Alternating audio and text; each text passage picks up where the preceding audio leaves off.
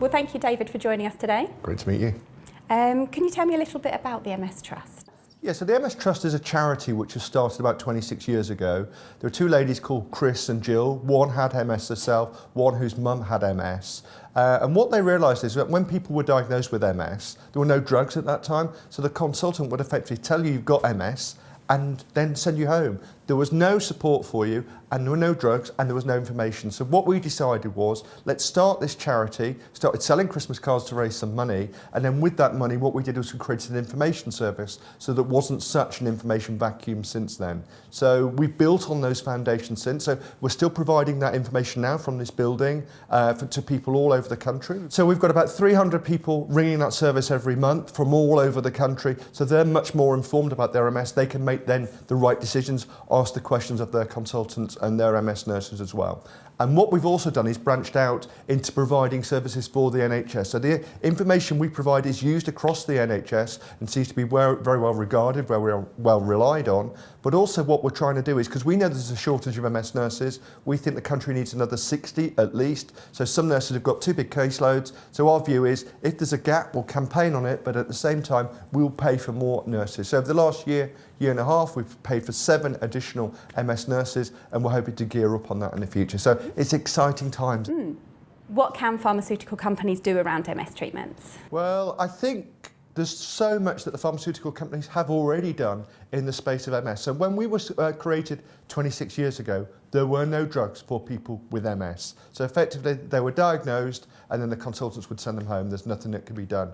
We were part of the model that brought those drugs to the market in the first place. So there was a challenge. There were a number of drugs that were created. They were too expensive for the NHS at that stage. So you had a bit of a standoff between the NHS and the pharmaceutical companies. We were the honest broker that sat in the middle. We created something called a risk-sharing scheme to bring the drug companies and the NHS together, and we were the honest brokers in the middle. And what happened over 10 years, that the drug companies were able to show that those drugs were making a difference, improving the quality of life for people with MS, and so they got paid, the NHS were happy to buy into this, and the world is a largely better place for people with MS.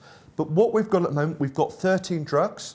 Those drugs are good at slowing down MS, so it means people have less relapses of their MS, and perhaps the disability, the time when they'll be using a walking stick might be a little later than it would have been previously. What we haven't got a drug that stops MS. And we also haven't got a drug that reverses MS. So until we've got those latter two, we've still got a real challenge for the pharmaceutical industry. So I think big steps have been made, big strides have been made, but I think until we've got something that switches off MS, cures MS, then I still think we've got a challenge, and it still means, in the meantime, there's still a big job for the MS Trust. Where does research need to be conducted? There's a number of areas where I think research needs to be conducted. I think the pharmaceutical companies have been great at producing drugs, producing the 13 drugs that are certainly good at slowing down multiple sclerosis. I think there are 2 areas in particular where they could focus on even more. So people quite often, probably 50% of people with MS will suffer from fatigue. It's a real negative impact on their quality of life. So if there was something that was able to help with fatigue with MS, that would make a huge difference. The other significant issue for people with MS is their spasticity, is that the effective use of their arms and legs. Quite often people with MS will have tremors. If there was something that was able to reduce that spasticity more than there is at the moment, that will make a huge difference. So that's honing in, and then bringing it out wider again. I think at the moment, while we've got a drug that works for people relapsing and remitting MS, what we don't have is drugs for people with progressive MS. I believe that some of those are in the pipeline, and we might see some of those sooner rather than later, but from what I know of those details, they will only be available for a few thousand people. So I think the challenge is, at the moment, we've probably got 25,000 people who are able to benefit from the existing drugs. That leaves about 80,000 people who aren't. There's the challenge for the pharmaceutical industry. What about those other 80,000 people? What would be your message to the pharmaceutical industry? Yeah, I've got 2 big challenges actually for the pharmaceutical industry. I think they've done a great job to bring on board these 13 drugs that are benefiting the quality of life for so many people with MS, and actually reducing disability in so many people's lives. That is transformational. But from my point of view, I think there's 2 real challenges. One is to give more of a voice to more of the people with MS. There are some patients who are heard of time and time again, which is great, but I think that number of patients is pretty small. I think there are 107,000 people with MS in England, and I think there's a duty on us, there's a duty on the pharmaceutical industry to give more of a voice to more of those people so they can have more of a say down the line. I know there are guidelines in place, but I think there's a challenge for us on both sides to think what we can do, not necessarily to get around those guidelines, but simply to take on board those guidelines and give more of a voice to those people. The second challenge would be about collaboration. So my experience just over a year into this sector would be that the pharmaceutical industry that we've dealt with, they're great, there's some really good people there, they're very, very competitive, which is super, because I get they're private sector companies, they want to bring about, they're thinking about the patients but also thinking about profit. My challenge to them would be, what about collaborating a little bit more than you are at the moment? There are 6 drug companies in particular focused in the MS area.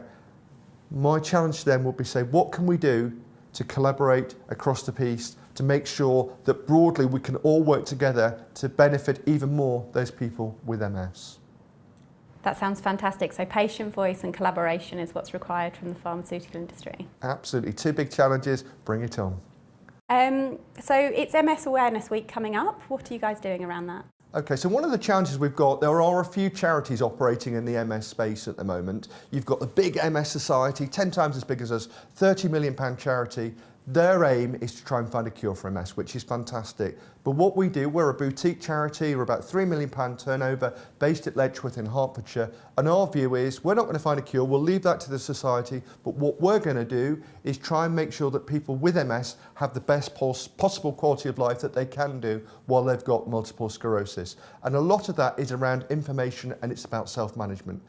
And within that, we know how important exercise is. So if you've got MS, ideally the consultant will say, stop smoking, cut down on your drinking and take exercise. Exercise is a fundamental part of self-management. So across MS Awareness Week, what we've got a Zumba session upstairs, and hopefully you're going to come along and join us there as well. I'm certainly going to be there in my Lycra, so it's not going to be a pretty sight. So we're going to have lots of people showing the value of exercise as part of what we're doing, but also what we're trying to do is encourage people up and down the country to do their own thing. It might be going 10 metres, it might be people going a mile. So whatever people are most comfortable with, just so they can see the benefit of doing a bit of exercise and the benefits of adrenaline. We'll also have new guides coming out that week.